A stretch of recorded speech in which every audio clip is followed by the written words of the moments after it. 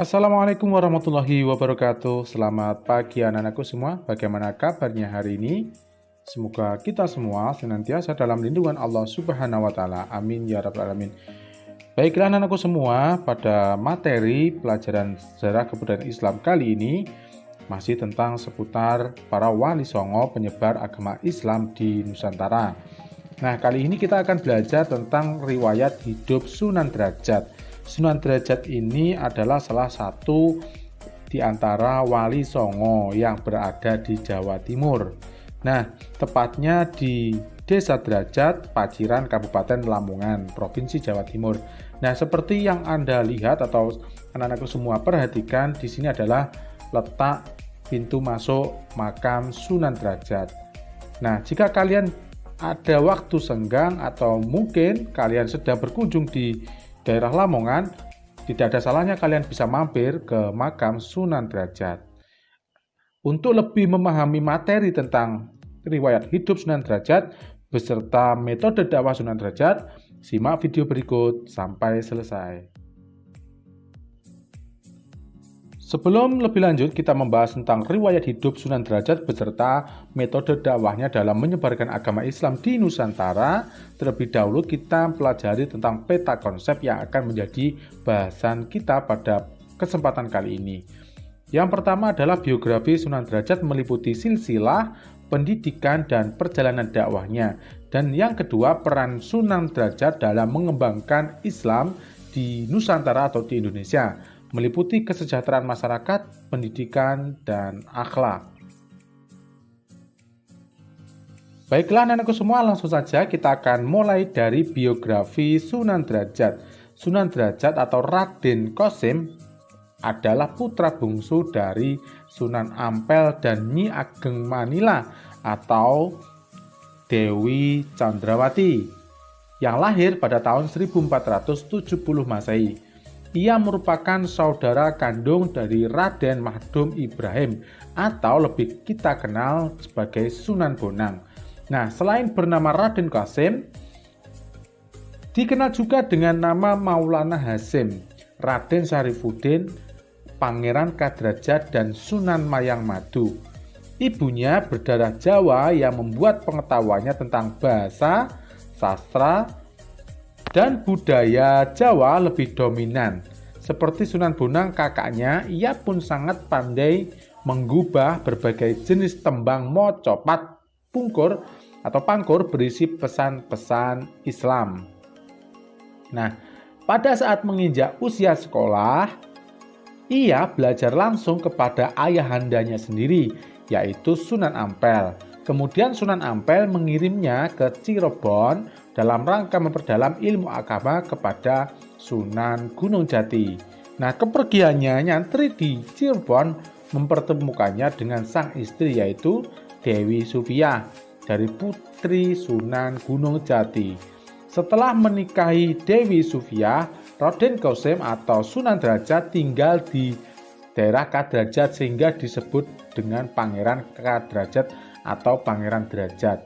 Setelah beberapa tahun berdakwah di daerah Kadrajat, Sunan Derajat atau Raden Qasim kembali ke Ampel Denta menemui ayahandanya untuk memintanya menyebarkan Islam di pesisir barat Gresik. Nah, berdasarkan cerita tutur setempat dikisahkan dalam perjalanan laut menuju Gresik, perahu yang ditumpangi oleh Sunan Derajat dihantam gelombang besar dan pecah di tengah laut. Nah, dengan pertolongan Allah Subhanahu wa taala, Sunan Derajat ditolong oleh ikan cucut dan ikan talang. Sampai akhirnya mendarat di sebuah tempat bernama Jalak yang sekarang bernama Desa Banjarwati. Kedatangannya pun disambut baik oleh sesepuh kampung bernama Kiai Mayang Madu dan Mbah Banjar. Kemudian ia pun mengajar dan menikah di Jalak, mendirikan surau atau langgar sebagai tempat mengaji dan mengajar agama Islam. Nah, dalam dakwahnya, Sunan Derajat dikenal sebagai sosok yang baik dalam berkomunikasi melalui media kesenian. Ia juga dikenal sebagai sosok yang menyukai pertunjukan wayang seperti halnya Sunan Bonang kakaknya. dan sesekali tampil sebagai dalang seperti yang dilakukan oleh kakak kandungnya yaitu Sunan Bonang. Nah, melalui seni dan budaya, Sunan Derajat menyampaikan ajaran Islam sehingga masyarakat menerima Islam dengan baik. Di usia tua, Sunan Derajat tinggal di dalam Duwur, di daerah Kabupaten Lamongan, tepatnya di Desa Paciran, sebuah tempat tinggi arah selatan dari Desa Derajat. Nah, kemudian disinilah ia menghabiskan masa hidupnya untuk berdakwah. Di sana atau di daerah dalam Duwur terdapat jumlah peninggalan yang terpelihara sampai sekarang. Di antaranya singko mengkok, yaitu seperangkat alat musik yang berupa gamelan dan beberapa benda lainnya. Sunan Derajat wafat diperkirakan pada tahun 1522 Masehi dan dimakamkan pula di Desa Derajat, Kecamatan Paciran, Kabupaten Lamongan, yaitu di sebelah barat dari Museum Derajat yang berada di dalam Duwur. Baiklah, langsung kita lanjutkan. Setelah kita mempelajari tentang riwayat hidup dari Sunan Derajat, selanjutnya kita akan belajar tentang peranan Sunan Derajat dalam perkembangan Islam di Nusantara atau di Indonesia. Nah, dalam mengembangkan Islam di daerah Jawa khususnya, Sunan Derajat punya peran sangat penting. Yang pertama, meningkatkan kesejahteraan masyarakat. Kita tahu bahwa dalam dakwahnya Sunan Derajat atau Raden Qasim dikenal dengan sosok yang berjiwa sosial dan sangat dermawan. Kemudian dia juga sangat peduli dengan kehidupan fakir miskin, serta lebih mengutamakan peningkatan kesejahteraan masyarakat. Sunan Derajat sendiri tidak hanya mengajarkan ilmu agama, melainkan juga mengajarkan tata cara membangun rumah, membuat alat-alat yang digunakan untuk memikul orang seperti halnya tandu dan joli. Dan Sunan Derajat ini merupakan salah satu wali yang sangat mahir dalam ilmu pahat memahat. Yang kedua, menanamkan pendidikan akhlak. Dalam menyampaikan dakwah, masyarakat mengenal pepali pitu, 7 dasar ajaran yang mencakup 7 falsafat hidup yang dijadikan pijakan dalam kehidupan sehari-hari. Nah, dilihat dari nasihat-nasihat dan petuah-petuahnya yang dikenal dengan masyarakat sebagai pepali pitu, menggambarkan sosoknya yang peduli terhadap masyarakat bawah. Nah, dakwahnya sangat merakyat dan begitu membaur dengan masyarakat. Adapun pepali pitu diantaranya sebagai berikut. Yang pertama, membangun resep Kyosing Sasomo, yang artinya kita diminta untuk selalu membuat senang hati orang lain dan tidak boleh membuat orang lain kesusahan. Yang kedua, jroning suka kudu eling lan waspada, yang artinya dalam setiap suasana gembira hendaknya kita juga tetap ingat Tuhan dan selalu waspada atau mawas diri.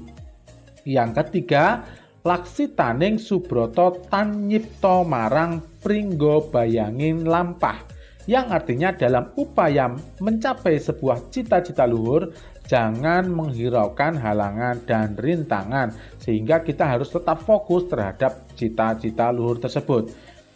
Yang keempat, meperhardaning pancodriya, yang artinya senantiasa berjuang menekan gejolak nafsu-nafsu indrawi. Yang kelima, hening-hening henung. Hening-hening henung. Dalam bahasa Jawa yang artinya dalam diam akan tercapai sebuah keheningan. Dan di dalam hening akan mencapai sebuah jalan kebebasan mulia. Yang nomor 6, mulya guna panca waktu, yang artinya pencapaian kemuliaan lahir batin dicapai dengan menjalani sholat 5 waktu. Dan yang terakhir, menehono teken marang wong kang wuta, menehono mangan marang wong kang luwe, menehono busana marang wong kang wuda, lan menehono pangyup marang wong kang kaudanan. Nah, ini dapat diartikan, berilah tongkat kepada orang yang buta atau tidak bisa melihat, berilah makan kepada orang yang sedang lapar, berikan pakaian kepada orang yang tak memiliki pakaian. Dan yang terakhir, berikan tempat berteduh kepada orang yang kehujanan. Nah, jika dilihat dari istilah-istilah atau ajaran-ajaran yang diajarkan oleh Sunan Derajat tersebut, ini menggambarkan bahwa Sunan Derajat memiliki jiwa sosial dan sikap dermawan yang sangat tinggi. Ajaran-ajaran agama Islam disampaikan dengan kalimat-kalimat yang sederhana dan mudah dipahami dan dijalankan oleh masyarakat. Nah, kedekatannya dengan masyarakat didukung pula oleh kemampuannya dalam menyampaikan dakwah melalui kesenian yang salah satunya adalah wayang. Sama seperti yang dilakukan oleh kakak kandungnya yaitu Sunan Bonang. Ia juga dikenal mengubah sejumlah tembang dalam menyampaikan falsafah kehidupan kepada masyarakat. Nah, bahkan sesekali Sunan Derajat atau Raden Qasim tampil sebagai dalang dan menyisipkan nilai-nilai dakwah dan nilai-nilai ajaran Islam dalam setiap pertunjukan seni wayangnya. Dan selanjutnya kita akan mempelajari tentang sikap positif yang bisa kita ambil dan kita amalkan dalam pribadi Sunan Derajat. Dalam usaha menyebarkan dan mengembangkan dakwah Islam di Nusantara, Sunan Derajat atau Raden Qasim patut menjadi suri tauladan dalam sikap positif yang berguna bagi kehidupan kita sehari-hari. Yang pertama, merakyat dan peduli dengan fakir miskin. Nah, sebelum menyampaikan dakwah, Sunan Derajat mengawali dakwahnya dengan memberikan perhatian terhadap kesejahteraan dan kondisi masyarakat. Fakir miskin menjadi perhatiannya saat berdakwah. Nah, setelah kesejahteraan dapat dirasakan, barulah Sunan Derajat memberikan pemahaman tentang berbagai macam ajaran Islam yang menekankan etos kerja keras, solidaritas sosial, dan gotong royong. Nah, Sunan Derajat merupakan sosok yang dekat dengan masyarakat, bukan saja karena cara dakwahnya yang sederhana dan berorientasi kepada kesejahteraan, melainkan karena kemampuan komunikasinya melalui media kesenian yang salah satunya adalah media wayang. Yang kedua, Sunan Derajat merupakan seorang seniman yang mendidik. Bagi para wali songo, seni dijadikan media dakwah untuk menyampaikan ajaran Islam.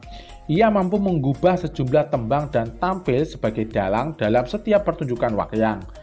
Penanaman akhlak melalui lakon-lakon wayang menjadikan masyarakat menyerap nilai-nilai ajaran agama Islam melalui pertunjukan yang mereka gemari.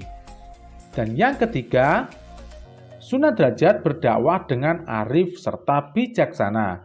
Dalam menghadapi masyarakat yang masih mempertahankan kuat tradisi Jawa yang melekat dalam keseharian, Sunan Derajat menyikapinya dengan arif dan bijaksana dengan melakukan berbagai macam komunikasi yang baik, yaitu mempertahankan tradisi yang ada selama tidak bertentangan dengan nilai-nilai agama ajaran Islam. Bahkan menambahkan tradisi yang ada dengan nilai-nilai ajaran Islam dengan istilah lain, akulturasi budaya. Berikut adalah beduk peninggalan Sunan Derajat yang masih tersimpan di Museum Derajat yang letaknya berdekatan dengan makam Sunan Derajat. Nah, jika kalian sedang bermain atau berkunjung ke daerah Lamongan, kalian tidak ada salahnya untuk menyempatkan diri berkunjung ke daerah Desa Derajat, Kecamatan Paciran, Kabupaten Lamongan, Provinsi Jawa Timur untuk mengunjungi dan berziarah ke makam Sunan Derajat. Nah, demikian tadi riwayat hidup serta perjuangan Sunan Derajat atau Raden Qasim yang merupakan putra dari Sunan Ampel dengan Nyi Ageng Manila atau Dewi Condrawati. Semoga kita bisa mengambil hikmah dan mengambil sikap positif dari sosok Raden Qasim atau Sunan Derajat. Terima kasih, ada kurang lebihnya mohon maaf. Akhirul kalam, wassalamualaikum warahmatullahi wabarakatuh.